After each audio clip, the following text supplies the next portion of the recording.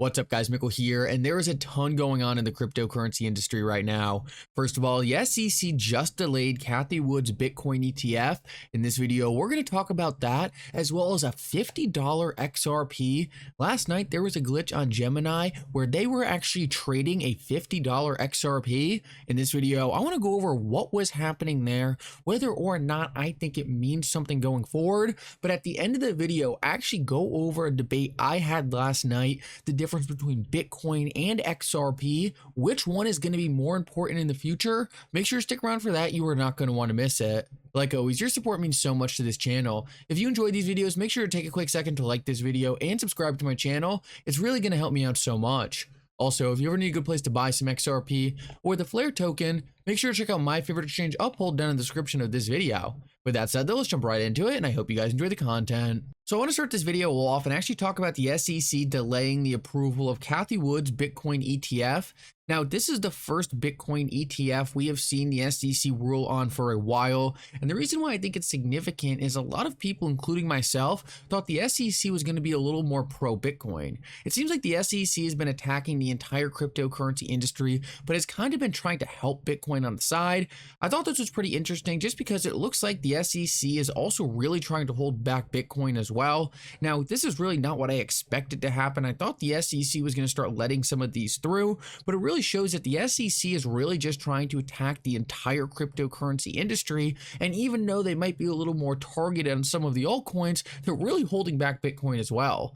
Now, the main reason I think this is happening is because Gary Gensler is just taking orders from the anti-crypto army in the Democratic Party. I think he's listening to whatever they say, and those people are not pro-Bitcoin. They're not pro-Bitcoin, anti-altcoin. They are anti all of crypto. So right now, as long as Gary Gensler is at the SEC, I don't think he's going to do anything pro-cryptocurrency, and I think this is just another great example of this. If the SEC was really just trying to give Bitcoin a leg up, I think we would have started to see some of these approves, but this really just shows that the entire cryptocurrency industry really needs to come together and push back on the SEC and Gary Gensler.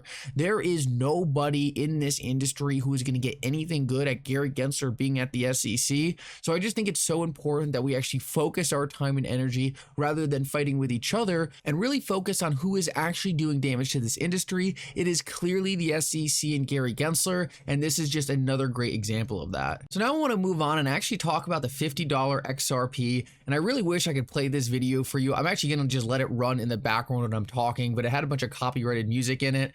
Gemini posted this the other day for their listing of XRP on their exchange, and I thought this was really cool. Now, Gemini was a company who's kind of been iffy towards XRP and Ripple in the past, but I thought this was really funny by them. They totally memed on the SEC in this video, totally made it seem like Ripple and XRP just destroyed the SEC.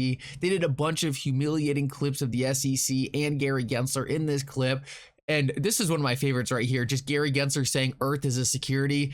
I give Gemini a lot of props for this because, you know, they could have just listed XRP to make money off the XRP community to try to get more trading fees. And even though that's probably a big reason they're doing this, the fact that they went out of their way really to paint this as a massive win for Ripple and XRP is actually a good sign for Gemini actually supporting the XRP community to a much higher degree than just relisting the token. So overall, I just wanted to point this out. I thought it was really cool what they did there. It shows some bravery on their part. You know, whenever you take a stand against a regulator like this and do something to this degree, kind of just mocking the SEC, I think that takes a lot of you know what. So overall, I just wanted to share this with you. I thought it was really funny. Props on Gemini for this. Like I said, they're a company who I really never thought would do anything for XRP. I even questioned if they would even relist it. So the fact that they accompanied their relisting with this clip, I thought that said a lot about what was going on at Gemini.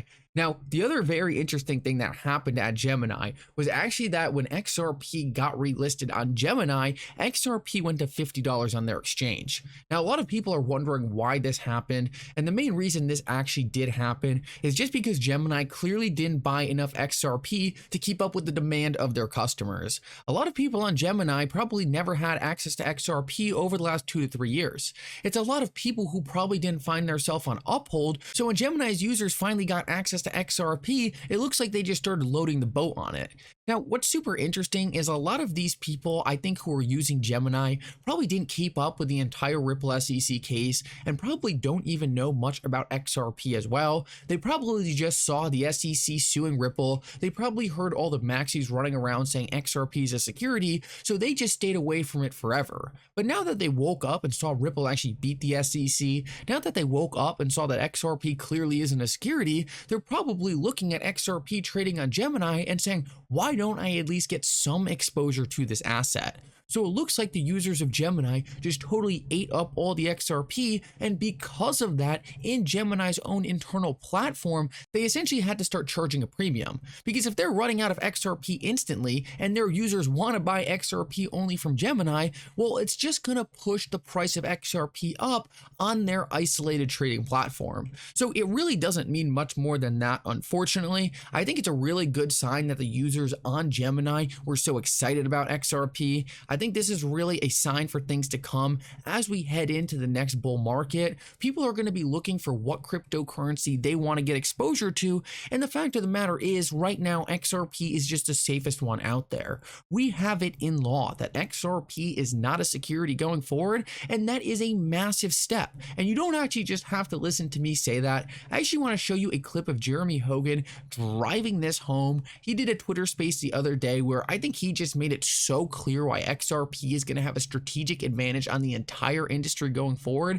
Listen up to this. I think it's really important, and it's always nice listening to Jeremy Hogan talk, considering he stopped making his YouTube videos. So listen up to this. Digital asset commodity, because the trial judge said so. Now it's in dicta, but she said so. She made a very good order. So this is the only digital asset that I'm aware of that has that clarity moving forward. All right, period, done.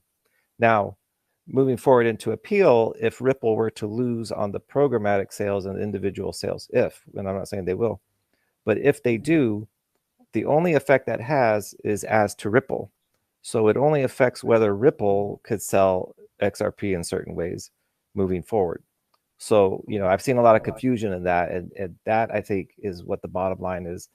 The problem you would have if Ripple lost on appeal is that the exchanges would have to be able to distinguish, XRP that's sourced from a market maker or something versus XRP that's sourced directly from Ripple. And if they can do that, it's not a big deal for them. And so you're not going to see any delistings of XRP, but that really the appeal will only affect Ripple, and it doesn't affect XRP, the digital asset. Hogan, I love when That's the most important thing that I think a lot of people are having a hard time wrapping their head around. What Judge Torres did was give ultimate clarity to XRP. Now, Ripple is still in a battle with the SEC, but for most of us, we understand that Ripple's legal team is just so much better than the SEC's. We're just not convinced the SEC is going to be able to do any actual damage to Ripple over the long term. What we are happy about is, like Jeremy Hogan just said, XRP is clearly a digital commodity, and most of the exchanges out there, for them, that is good enough going forward. None of the exchanges cared that the SEC appealed. No one actually trusts the SEC anymore or believes they're regulating in a good faith manner. Because of that, everyone in the market is just taking this as clarity and saying, you know what, SEC, you lost this case bad enough. XRP is clearly not a security. We'll figure out all these details later, but if you're not going to give us any advice on how we should be handling this industry, we're just going to do our best, and our best is saying we're allowed to deal with XRP. Like Jeremy Hogan said, there might be some nuanced issues later down the road on exactly where the XRP comes from, depending on how this appeal goes, depending on what happens with Ripple as this case goes on. But the important part to understand is XRP, the XRP you and I own, will never be a security, and that is something that is not going to change. And I just want to finish this video off and quickly go over a debate I was having the other day with a Bitcoin maxi, because they were trying to make the case for me why Bitcoin is so much better than XRP, and I think I thought of something that's really important for everyone to hear. Bitcoin maxis are so obsessed with maximum decentralization.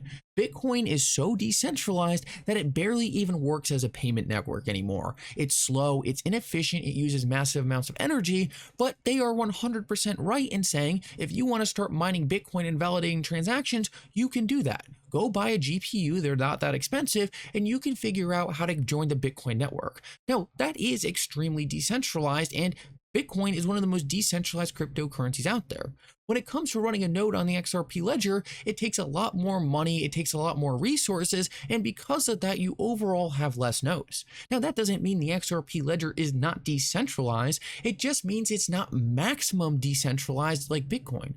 But what's so important to understand is the trade-off we get because of that is we get a much more efficient ledger that's suited for payments, cheap transactions, and instant settlement. This is something Bitcoin doesn't have and something that people in the XRP community think is going to be more important over the long run than a system like Bitcoin that hardly works because it is so decentralized. And I think this is the main point that we need to take away from this. XRP can do everything Bitcoin can do, only in a more efficient manner. Now, if you want to get into nuances about how the systems are set up, there are reasons why Bitcoin is more decentralized in the long run as of now. Now, that could change in the future, but right now I think that's probably the case. The point that I don't think a lot of people appreciate is how much that actually matters. What has been proven so far is the XRP ledger is decentralized enough for institutions to adopt it. It's decentralized enough for there not to be security concerns, and it's decentralized enough to be more decentralized than almost any other cryptocurrency out there outside of something like Bitcoin. So it's just really a debate on what your theory is over the long term. Do you think institutions are going to join a network that is really slow, really inefficient, purely because a bunch of small players can run GPU miners on it and be happy? My personal opinion is that most of these institutions have enough money where they'll be able to run an XRP validator in the future because it is good for their network, and the increased cost of the validator isn't going to hold them back because they have so much more money, and the XRP ledger will continue to get more decentralized as these big institutions and big players come onto the network. Overall, that's how I think it's going to play out. I think it's so funny when Bitcoin maxis put so much emphasis on what is the decentralization level of the network today. I think we all know the XRP ledger is trending in the right direction, and the one thing the XRP ledger has now that the Bitcoin network will never have is efficiency. The Bitcoin network will never have that. That's why I'm so bullish on XRP's potential going into the future. Anyway, guys, I hope you enjoyed this update though. If you did, make sure to like and subscribe. It really does mean so much. And for now, Mickle out.